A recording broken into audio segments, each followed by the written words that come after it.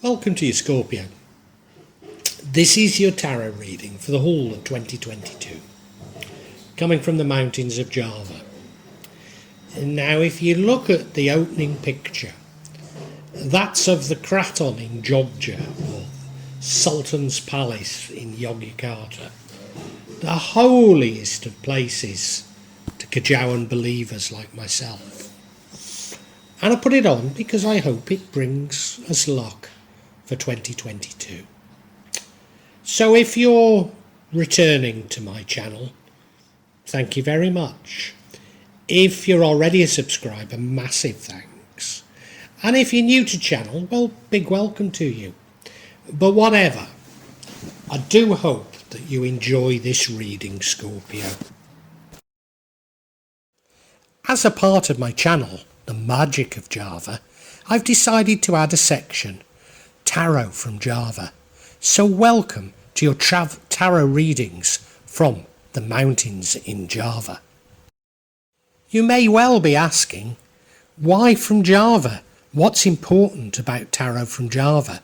And the truth is, there is nothing so important about tarot from Java. Simply that here in Java we have many different spirits who will come to help in your tarot reading. It'll probably put a different reflection on things. For example, the spirits here are less likely to be concerned about love and finances, despite people in Java being every bit as interested in these things as the rest of us. But maybe the spirits are trying to tell us something else. Now I'll be using probably 2 decks, but out of 3 decks. So the first deck is Tarot Nusantara, the second deck is the Steampunk deck, and the third deck is the Light Visions Tarot. Tarot Nusantara is actually a new one to me, which I love, whereas the Light Visions I've struggled with as a result of the rendering. Although I think I'll grow into it, I will keep using it and coming back to it.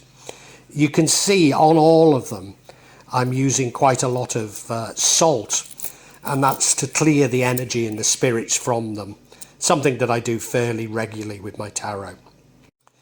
And I also, you'll see a number of Jimat there that I use just to bring a good energy to the tarot and to my reading.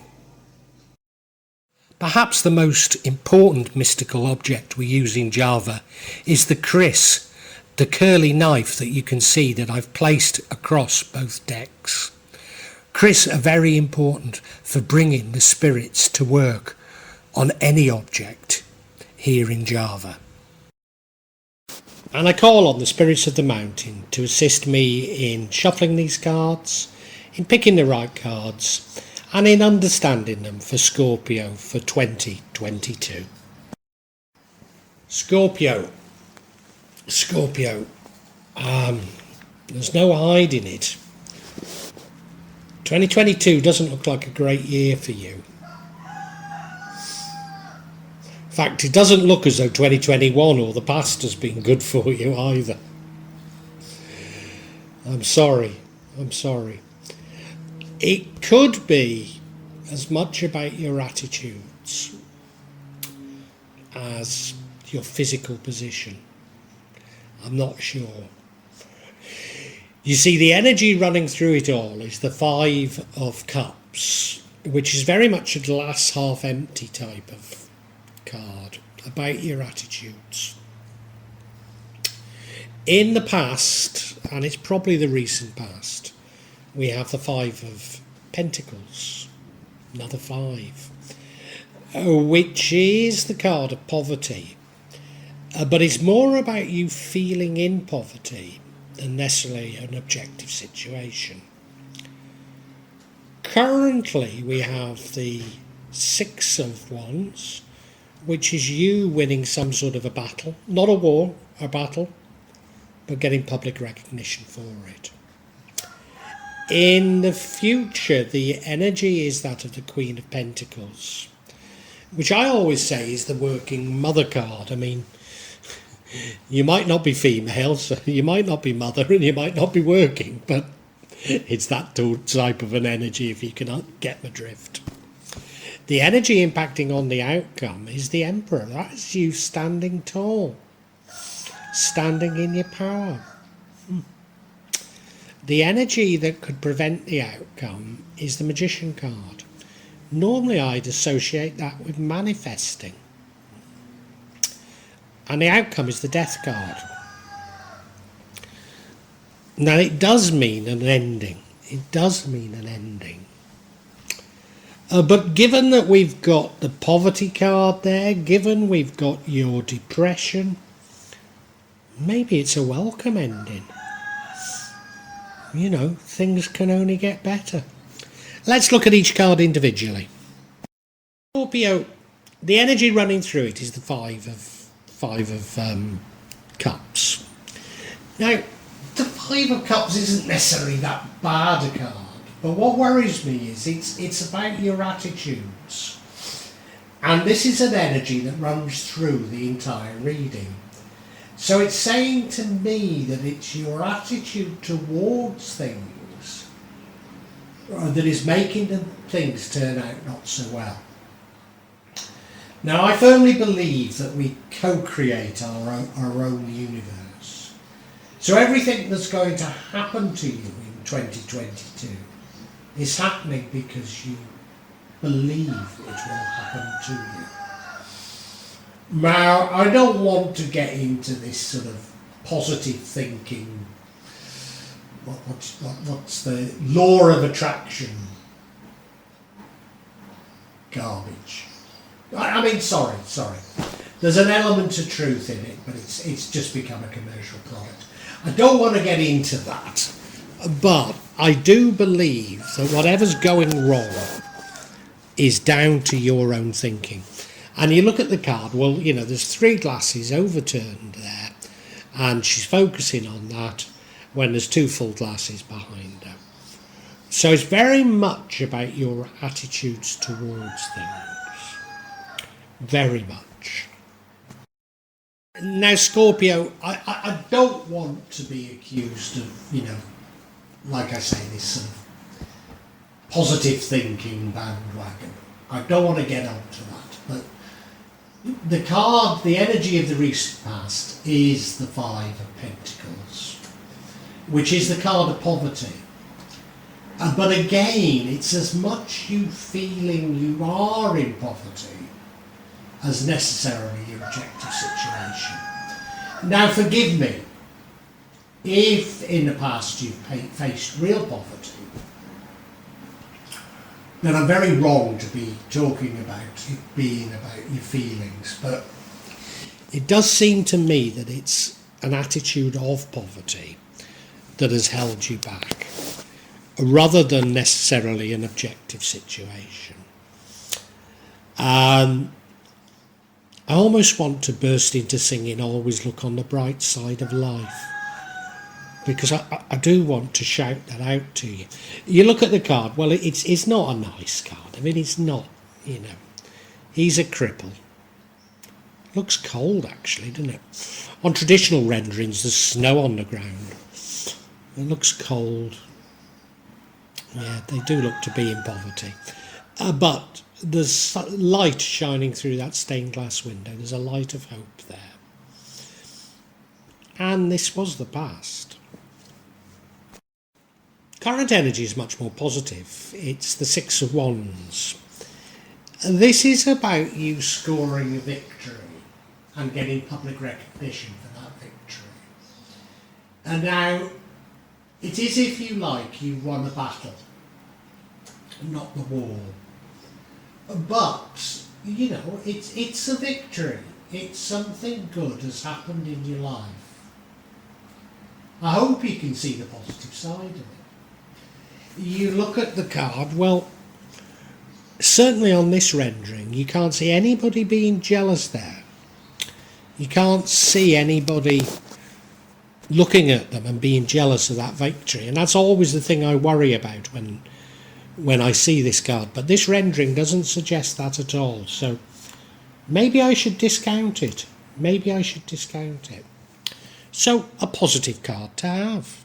Now, in your future, we have the Queen of Pentacles. Now, as I said before, I call her the single mother card. But she doesn't have to be single. She doesn't have to be a mother. She doesn't even have to be female. But it's that sort of an energy. This is somebody with many dependents. They're running around doing their best. They're juggling work-life balance. Running around doing their best for their dependents. And they probably think to themselves that they're not doing a great job. And probably everyone around them thinks they're doing a wonderful job. Undoubtedly they're tired. Undoubtedly they're finding it something of a struggle.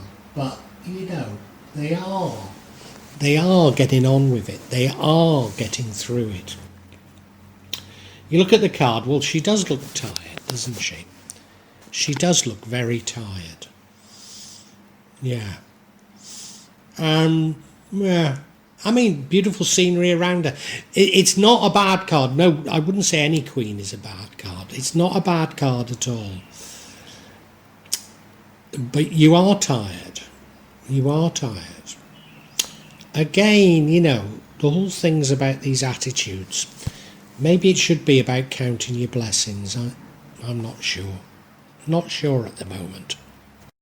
Now, the energy impacting on the outcome is the Emperor card. The Emperor is an authority figure, establishment, structure, father type figure.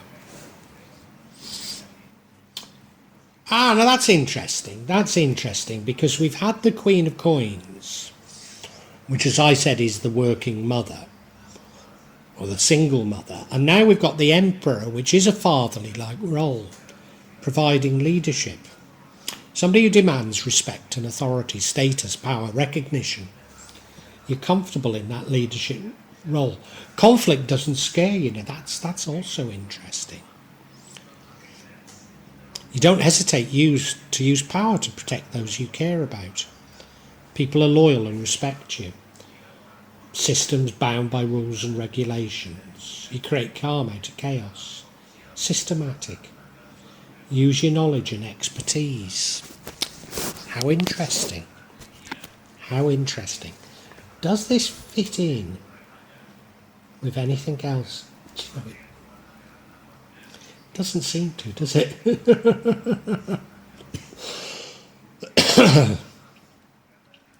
We look at the card. He does look authoritative, doesn't he? Does look authoritative. Yeah. He looks authoritative. He looks wise. Is there anything else? The only other thing that I'd say about him is he's chosen the word Sangraja, which means the king. Maybe there isn't a direct equivalent to emperor.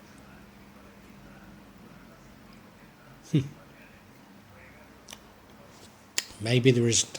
I'm not sure. I'm not sure. And now the energy which would prevent or change the outcome is the Magician card. Now I associate this with manifesting. So can you manifest your way out of this? Whew, that's interesting. That's interesting. Glass half empty. Glass half empty. Ooh, I wonder if you... Here's me saying, I'm not going to talk about the law of attraction. I wonder if this is just simply saying that if you could have a more positive outlook, you would attract better things in your life, which is perilously close to the law of attraction. I wonder if it's telling us that. Let's look at the outcome before I say too much. And the final card is the Death card. Now, tarot readers always say that it doesn't mean death. And it could do. Could do. I don't think it does in these circumstances. I think it means an ending. And given all that's been going on, I'm not too certain that an ending is welcome to you. Because after an ending, we have a new beginning. So I'm not too certain we should see it that negatively. Although, the whole reading's a little bit negative. Now, other card readers will also tell you that there's no such thing as a good or bad card. And, they're half right. Every card has good and bad in it. But let's face it, the Death card is not a lovely card. And these particular Nusantara renderings, what would be considered bad cards are very bad, and what would be considered good cards are very good. So this would be considered a bad card. And I used to think you could see nothing in this card that looked good. And then I spotted that old man on the right standing up to death. And then there's the sun rising behind that Hindu temple. Is there hope in this card? I think we should get clarity on this card, because if there's hope in this card, then it's a very different reading. Very different. So yeah, the clarification I seek is on the Death card, and the first card we get is the Empress, Divine Feminine, Abundance, Beauty. We then have the Six of Wands, which we've had it before, haven't we? And I interpret it as a victory and public recognition. But on this particular rendering, I think it's about getting rid of baggage. We then have the Ten of Wands, which is about hard work, but near completion. That's very important because of the Death card is an ending. So a cycle is near completion. Let's look at each card individually, but I think I've got it now. I think I've got it for you. Now, the first card of clarification is the Empress. Now, given that we've already had an Emperor, that's very strong. That's very strong. When you put the Emperor and the Empress together, it's talking about something very powerful. The Empress is divine feminine energy. The Empress is about beauty. The Empress is about abundance. The Empress is about the good things in life. The Empress is about being in touch with nature. The Empress is about intuition. I wonder if this is the transformation in your mind. Remember I said that it felt like the whole reading was about your attitudes towards things. And I wonder if this Empress combined with the Emperor is you getting stronger and moving out of this poverty, this depression, into a much more positive mindset. And I'm not going to say the law of attraction. But you look at it, there's something divine about it, isn't there? Something divine about it. Something blessed about it. Yeah, that's interesting. And now we have the Six of Wands. Now we've had the Six of Wands before, which was about a victory. Oh, I wonder if I should interpret this as a victory. I wonder if I should, because we've had the Six of Wands before. I wonder if this victory is what's leading you to changing your outlook. Now, how I normally interpret this rendering is as one would normally interpret the Six of Swords. And that is, it's about releasing baggage. Releasing baggage and moving on to somewhere new. Do you know, I think both explanations fit. You look at it, you see, the reason why I think it's about releasing baggage is, normally the releasing baggage is you're in some sort of a vehicle, probably a ship, and you throw some baggage overboard. The other thing is that it's, it's about moving on. So you're in a boat and you're moving to somewhere new. So that's why I see it in those terms. And I think both ways have resonance with this interpretation.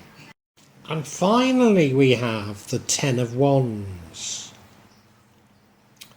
It is about carrying extra burden. And remember, we've had the Queen of Coins, Queen of Pentacles, yeah. Which is about, well, probably about work-life balance, probably about you looking after families or dependents. So this is you carrying an extra burden. This is you getting tired from carrying this extra burden, but you knowing that an end is in sight. Do you know, when we saw that poverty card, I said it might be less about your physical position as your mentality. And I said the same about the Five of Cups. But I'm wondering if you really are struggling a bit. But the end is in sight and it's coming to an end. And this death card, supposing it is about you bringing up a family and they've nearly grown up and you're going to be all right, it's that sort of a feeling. You look at the card, well, he's walking through the forest with this burden, but he knows that, well, you can see daylight through the forest, so he knows that he will get to the end of the forest. So I think this death is somewhat welcome. Now, I don't want, if it is about you bringing up a family, and now your family are growing up, of course it's painful when they leave home, but there's also a feeling of, well, I've done a good job, or in my case, a terrible job, but, whatever way you see it, it's the end of something, and the beginning of something new for you. Something to be looked forward to. Well, I think we can summarise for you, Scorpio, and I don't think it's anything like as bad as I first thought it was. No. Scorpio, in your recent past we have the poverty card, and when I first saw that I thought it was about a feeling of poverty, and I still do think it's as much your emotional state as you're physically in poverty, but I think times are a little bit difficult because you've got a lot of dependents, you've got a lot of people relying on you, and it's a little bit of a struggle, and you do feel it that way. But to a certain degree, if you can change your mindset and see things more positive, and I really aren't promoting the law of attraction here, but if you can see things more positively, then I think your life will be more positive. And you score a little victory quite early on. And if you can see the positive side, whatever that victory is, and you get public recognition for it, whatever it is, if you can use that to create a better feeling within yourself, then things will be better. Now, there's no doubt that you are struggling to help others. You're struggling, and you're probably very tired. You're feeling a real burden. But the truth is, as a result of all you're doing, you're becoming quite powerful. You're becoming quite powerful. And an end is in sight. The end is in sight. The end to all that you've been doing is in sight. And if you can see that in a positive light, I think things are much, much better. Much better for you. Because you're going to come out of this quite powerful. I mean, 2022 isn't a great year. I can't say it's a great year for you, but it feels like 2023 is going to be much better. And it's about dumping your negative attitudes, maybe dumping things from the past, dumping baggage. And if you can dump that and be more positive, then things will be much better. Now, there is something of a shortcut available to you. And that shortcut is through you manifesting. So, I've purposely stayed a little clear of this law of attraction. But I think there is this thing saying, well, You don't need to wait for things to change. If you can change your mind, change your outlook, things will get better quicker already. And yeah, I mean, I know that works. I absolutely know that works. Just because I'm critical of the law of attraction doesn't mean to say that there isn't a grain of truth in it, and there is. So if you can change your mind, things will get better quicker, but things are going to get better, and yeah, I don't think they're that bad, really. If you can see the other side of it, there's a silver lining, isn't it? Silver lining, yeah. Well, I do hope you've enjoyed Tarot from Java as an addition to my channel, The Magic of Java. Please take a look at the other videos that I have on this channel about magic from Java, and I hope that you will become a subscriber. Now, if you want to hear your next tarot reading, hit the button, and that will inform you of when I publish new readings. I'm certainly going to do a reading for every month, but maybe I will try them a bit more frequently, say a mid-month reading, and maybe also some special readings. But above all, thank you so much for listening to me. Thank you, and enjoy Java.